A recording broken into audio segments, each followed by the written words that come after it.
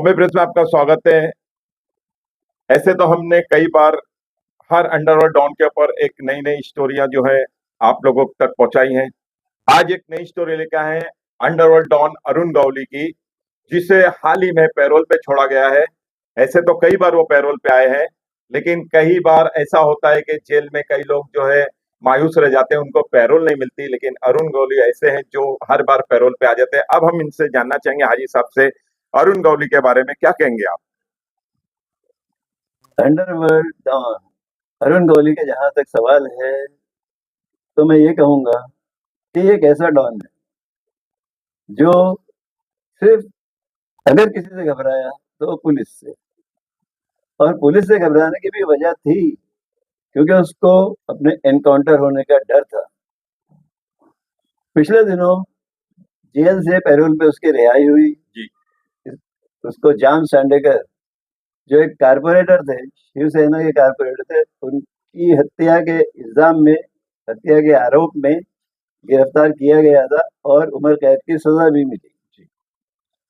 उसके बाद में वो जेल की सलाखों के पीछे थे और हाल ही में वो पैरोल पर रिहा होकर बाहर आए हैं। और देखा जाए तो जिस वक्त वो पैरोल पर रिहा होकर बाहर आए तो बड़े खुश नजर आ रहे थे।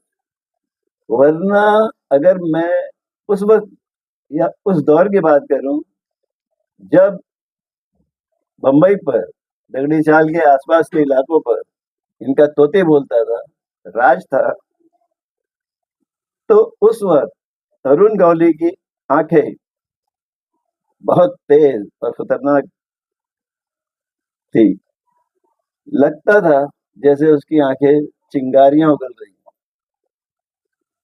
एक आम आदमी की ताकत नहीं थी कि उससे आंख से आंख मिलाकर बात कर सकता है।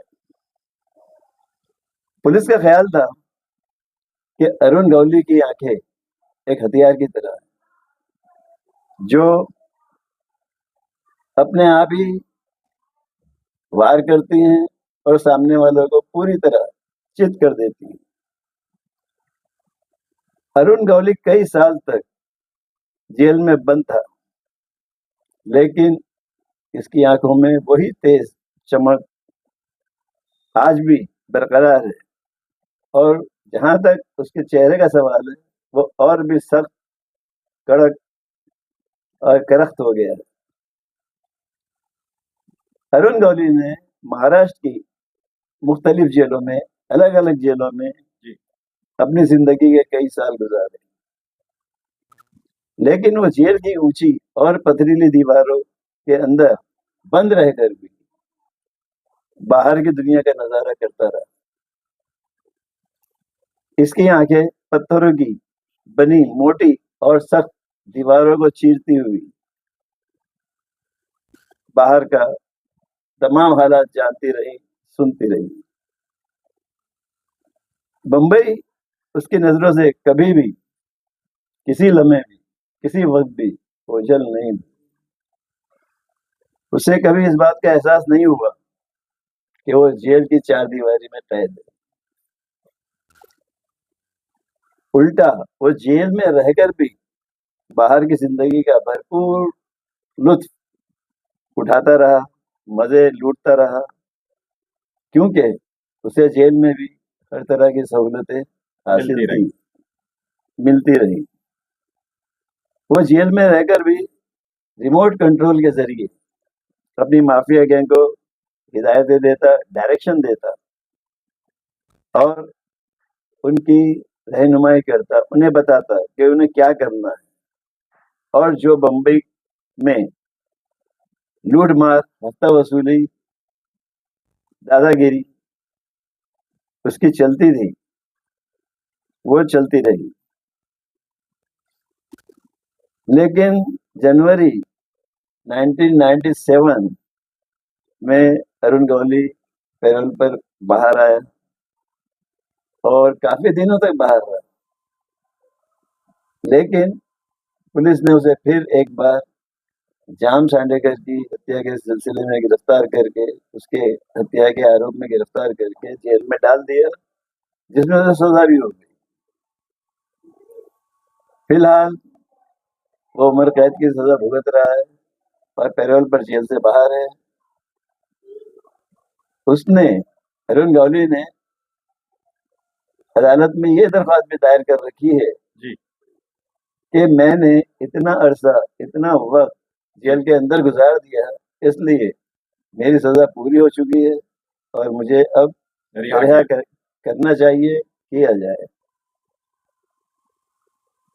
इस तरह तो अरुण गौली के बारे में अगर मैं कहना चाहूँ तो कई केस हैं और कई खतरनाक केस हैं और ऐसे ऐसे केस हैं कि अगर मैं जिक्र करूं तो काफी वक्त निकल जाएगा। फिलहाल मैं एक वाकया जरूर आप लोगों के सामने पेश करना चाहूंगा जी जिसमें अरुण गौली के खास शूटर सूर्या बाबा ने सतीश राजे का मर्डर किया था। सुरेश बाबा उर्फ सूर्या भी अरुण गौली गैंग में एक अहम पोजीशन पर था और बम्बई गैंग वार में उसका काफी लंबा और अहम रोल था। अरुण गौली ने अंडरवर्ल्ड पर अपनी धाक जमाने और हफ्ता वसूली के कई मामलों में सूर्या मामा का इस्तेमाल किया था। दाऊद गैंग के एक अहम मेंबर जिसका नाम था सतीश राजे, उसको भी सूर्या बाबा ने ही मारा था। सूर्या और अरुण गौली इस बात को अच्छी तरह जानते थे कि सतीश राजे जिस कार में सफर करता है उस कार के सभी शीशे ब्लड प्रूफ है, इसलिए जेजे अस्पताल सिग्नल से अगले सिग्नल पर जो बायकल्ला ब्रिज के बिल्कुल करीब और बायकल्ला ब्रिज के इलाके में पड़ता है, सतीश राजे की कार को एक हाथ गाड़ी डालकर, उसकी गाड़ी के आगे एक हाथ गाड़ी डालकर उसकी कार को रोका गया और जब सतीश राजे की कार रुक गई तब सूर्या बाबा ने लोहे के एक हथौड़े से उसकी कार के शीशे तोड़ दिए और शीशे तोड़ने के बाद सतीश राजे को अपनी गोली का निशाना बनाया।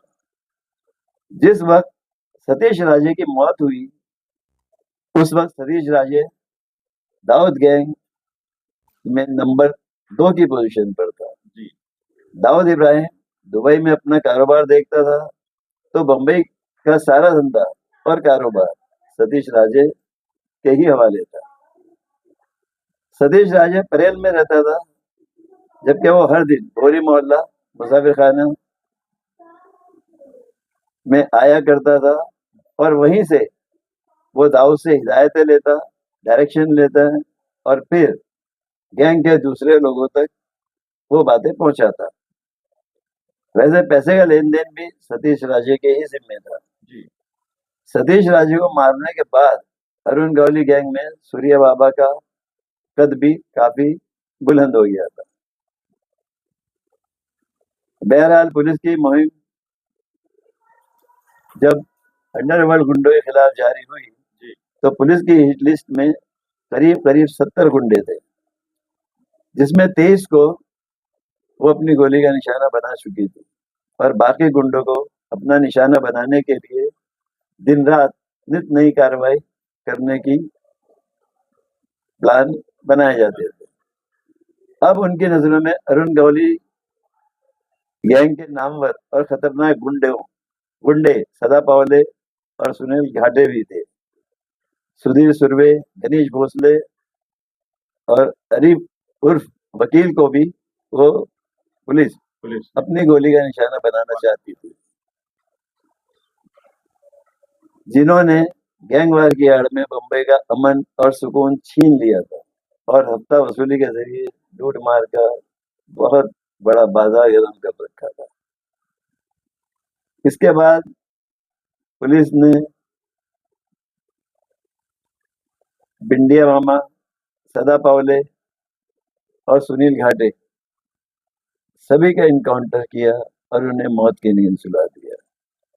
ये थी एक छोटी सी बात या बातें जो अरुण गौली से ताल्लुक रखती है। आज अरुण गौली जेल से बाहर है, वो पॉलिटिक्स में भी गया, ये सभी जानते हैं, एमएलए भी बना, लोगों के काम भी किए, और आज वो अपनी रिहाई की मांग भी कर रहा है। ये है अंडरवर्ल्ड की दुनिया का मामला, जो आज आपने सुना, आप देख रहे हैं और आप सुन रहे हैं। तो ये थे हाजी साहब जिन्होंने अपनी जुबानी अरुण गौली की पूरी कहानी बताई, किस तरीके से वो डॉन बना, कौन कौन उसके साथ था, किस तरीके से आज वो पैरोल पे बाहर है। अब आगे देखना यह है कि हुकूमत क्या उनके साथ इंसाफ करती है, क्या उन्हें फिर वापस जेल में भेजेगी या फिर उनकी सजाएं माफ होगी। बॉम्बे प्रेस के साथ मकसूद शेख। बॉम्बे प्रेस को लाइक, शेयर एंड सब्सक्राइब कीजिए तेज़ ताज़ा खबरों के लिए।